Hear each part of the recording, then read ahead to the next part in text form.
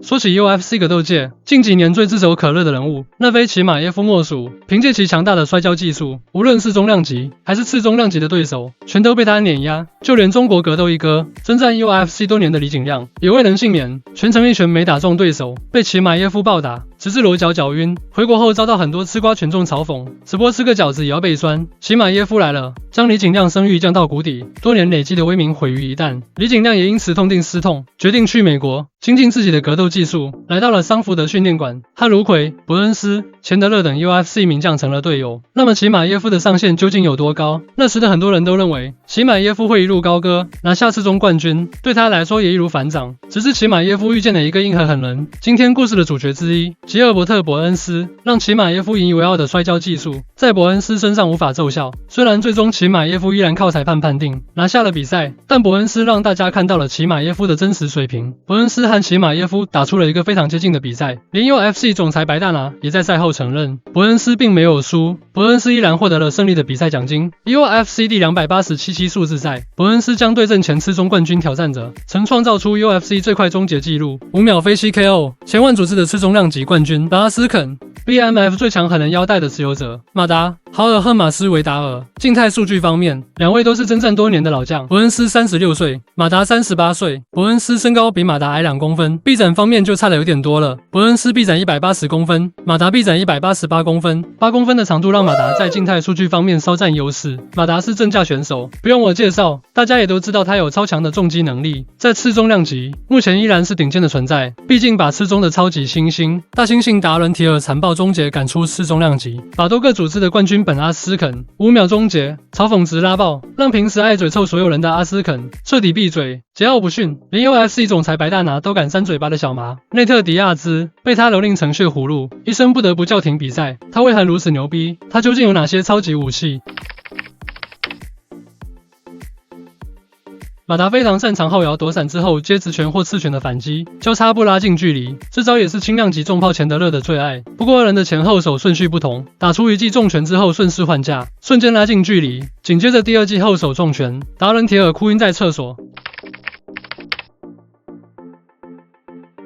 尤其是右腿扫踢，不同于我们常见的泰拳的横扫踢，马达的踢法更像空手道里的回触，主要的不同点是回触不需要转胯，直接斜上方45度发力，有点类似3日月触，但并不是使用前脚掌拨位戳击，不过杀伤力并不差，抗击打强如小麻，挨了一脚之后直接就换架了。小麻与马达的 BMF 大战，小麻一开场打算使用以往对付菲踢佩提斯的笼边内围缠斗的招数，不过力量和马达明显有差距，并且马达内围箍紧膝撞和肘击，无论杀伤力还是速度都让小麻明显吃亏。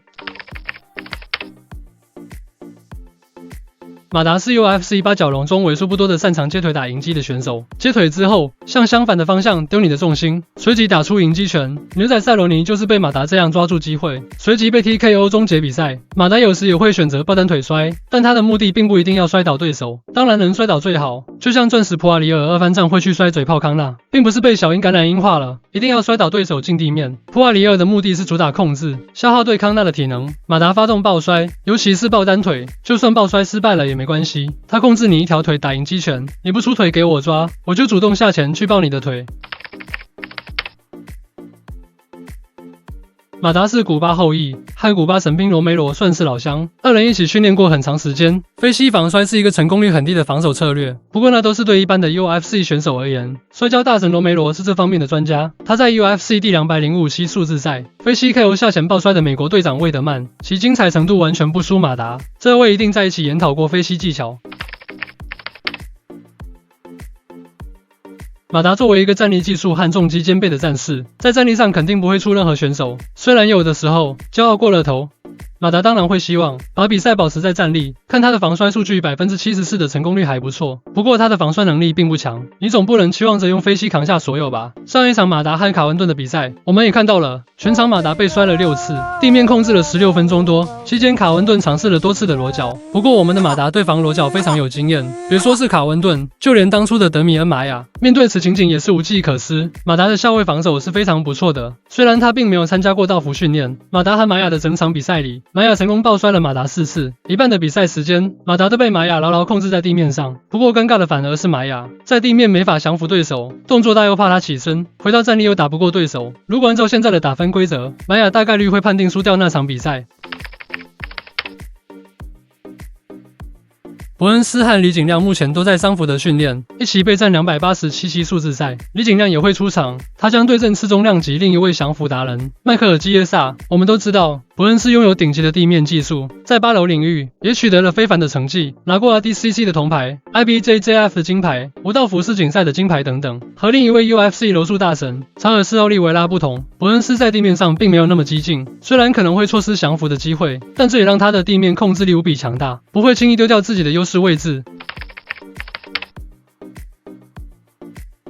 实际上，距离伯恩斯上一场比赛也就只有2个半月的时间。今天1月UFC第283期数字赛，伯恩斯就有出场对阵次中量级前10看门人尼尔马格尼。马格尼是个非常全面的选手，没有什么明显短板，并且身高臂展在该量级对阵任何人都有优势。当年好不容易积累3连胜，准备上位的李景亮就被马格尼狠狠教育了一顿，无论是站立还是笼边内围缠斗，都对李景亮无情的碾压。这次他对上身高比自己矮12公分，臂展比自己矮23公分的伯恩斯时，身高臂展反而成了他的弱势，因为开场没多久他就被伯恩斯放倒进入地面。伯恩斯给马格尼一套流畅的切膝过腿，让马格尼反应不及，拿到了绝对的上位。在比赛最后1分钟，使用手臂三角脚，使马格尼拍电认输。就算比赛进不了地面，伯恩斯的站立水平也足够优秀。标志性的就是他的左右轮摆，拳非常重，曾打倒乌斯曼，打倒齐马耶夫 ，TKO 玛雅，地面一顿小拳带走。除了防摔 Top 0的乌斯曼和齐马耶夫外，伯恩斯几乎摔倒了他所有的对手。马达在对战伯恩斯，战力上有优势。伯恩斯虽然有能力和马达战力对拼，不过那是建立在摔不倒马达的情况下。近身拼拳后转抱摔是伯恩斯的优解，抱摔时不要给马达太大的操作空间，伯恩斯团队应该不会傻到容许马达再次飞膝的。他的主教练 Henry Hooves 可不是吃素的。马达在最近参加 Joe Rogan 的博客有透露，他这大半年一直都在练摔跤，看来输给卡温顿给了他很大的刺激。如果他能防住伯恩斯的抱摔，把比赛一直维持在站立状态下，那么他会有很大的优势。我不认为他会终结掉伯恩斯。虽然伯恩斯的战力并不是很全面，伯恩斯面对对手的刺拳和直拳，经常会被穿透报价。无论是面对乌斯曼还是齐马耶夫，他的报价不是十分严密。实际上，个人认为伯恩斯会一直找机会摔马达，不会给马达太多的战力发挥空间。一次摔不成，还会有第二次。马达的防摔终究会被伯恩斯突破。鉴于马达以往优秀的地面防守能力，伯恩斯想降服可能要费一番功夫了。不过鉴于马达已经3连败了，尤其上一场比赛被自己网络小弟卡文顿狠狠羞辱了一番，目前的状态和气势未知。前段时间还自己当召集人，组织起来了拳击比赛，召集了一大批从 UFC 退役的选手，也将在4月举行。这势必会分走马达的精力。不过这场比赛，如果马达能够胜利的话，非常有可能影响到卡温顿的冠军挑战权。爱德华兹在卫冕赛后表示不想打卡温顿，说卡温顿没资格，但他并没有明确表示下一个挑战权的归属。爱德华兹可能要等马达和伯恩斯这场的结果。如果马达可以很精彩的战胜伯恩斯，鉴于2人之前的 beef， 爱德华兹肯定更想打马达。第一点，他比卡温顿好对付太多，对自己来说会是一场风险较低的比赛。第二点，马达比卡温顿人气更高，战胜他给自己带来更多的曝光和 PPV 收入，何乐而不为？第三点，回敬的后台被马达3件套加一瓶苏打水的耻辱。If you shot, hey, come over here, say it to my face. No.